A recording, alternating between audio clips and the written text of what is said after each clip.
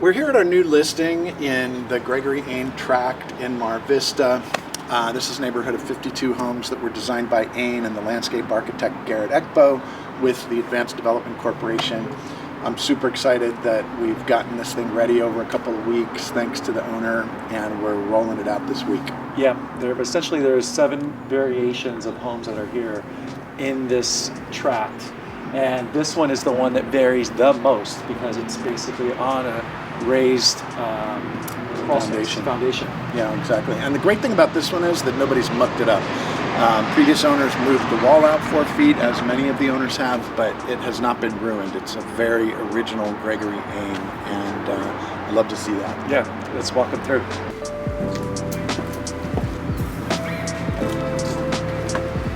I just love this architecture so much. It's simple, and yet there are a lot of considerations made about energy conservation. You know, you've got this big overhang that protects the Clerestory windows from the late afternoon sun.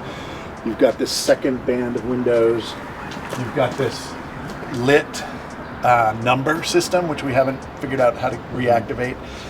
Original railing system, so many great details. Yeah, compositionally it's so beautiful. I mean, the Clerestory windows running across from edge to edge is really beautiful. This house does have central air conditioning, but most didn't. And all you had to do was open these awning windows at the Clerestory, and it would let the ocean breeze in, open the Dutch door on the other side, and you'd completely cool the house down. Yeah, and is it interesting that the layout's a little bit different here, and that the kitchen is right at the entry, and so you're washing your dishes, but you're looking out into the front yard.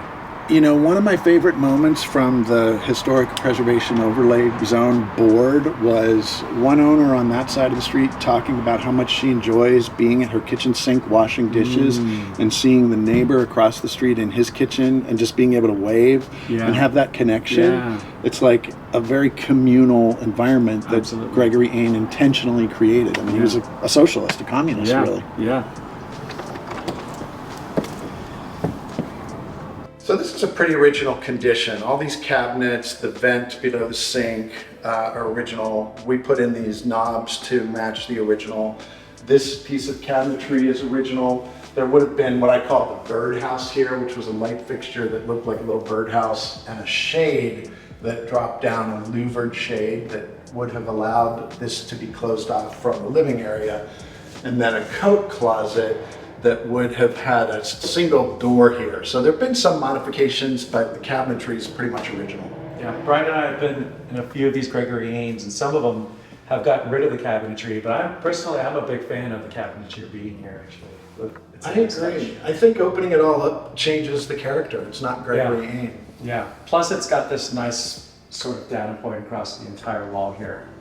And it provides privacy, but because the cabinet stops short of the ceiling, your eye goes up and over, and it allows both the ocean breezes to pass through and the daylight to penetrate the interior of the home. So these are tiny little homes. You know, this one's 1,100 square feet with the 4-foot addition moving that wall out, but they feel so open and expansive. And he did so many ingenious things in terms of the flexibility of the plan. We're in the living room now. We're separate from the kitchen, and you've got this beautiful fireplace detail with this stacked bond intact, which I just love, and the hearth that comes out into the room. Very small, but I really love you telling the story about the rooms, sort of the families growing with the house and how the rooms do separate, or they used to at some point. You want to walk us through a little bit of that? Yeah, absolutely. So the original building envelope would have been here. Previous owners pushed this whole wall out, so there's no longer a 4-foot overhang on this side.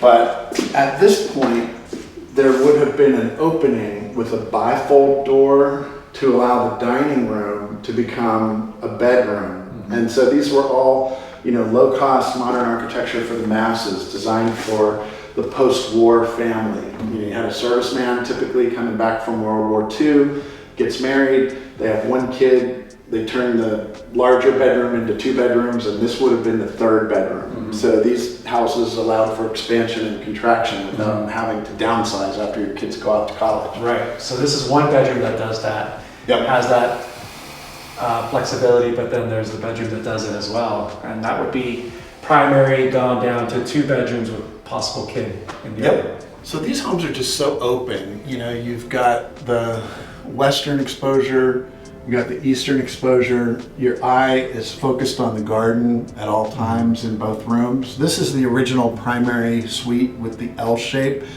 Move that sliding door to make it into 2 separate bedrooms. But you've got all the original cabinetry, original windows. It's just a magical space. Yeah, I love that they incorporated, or Ain incorporated, built-ins into the rooms. And if you look compositionally again, if you look at like the Clerestory windows matching up with the storage above, these nooks line up with the windows as well. And so compositionally, everything kind of works. There's a rhyme and a reason to everything. It gives you this kind of serene feeling because it's not a bunch of busy visual trip spaces. You're right, it all aligns. Even this Clerestory window here provides aural privacy. You know, it keeps noise from coming in or out of the bedroom, and yet it allows the light and your eye to come up and over. So the house feels very open, but it's very private at the same time. Yeah, and having had a kid myself, or 2, you as well, I would love to have the ability to sleep here and then have, you know, the ability to close this room off and then have the kid right next to you, where you can have quick access to them if you need it. Yeah, this is almost a nursery space. You know, having a newborn in here Yeah. would be ideal. And then you permanently close the sliding door for as the child grows. So this is the original dining room and 3rd bedroom. The bifold door would have been here, but you perceive the pop out. This pop out is original with the overhang over the bedroom window here, and that overhang would have been in the living room had they not pushed out that wall 4 feet. And again, when you're looking at this, look at the alignment going all the way through with the closet space lining up with the bay windows and the Clerestory windows. Beautiful. And then all this original cabinetry, and thank you, Mark Mendez, the knobs that match the original. We put those in.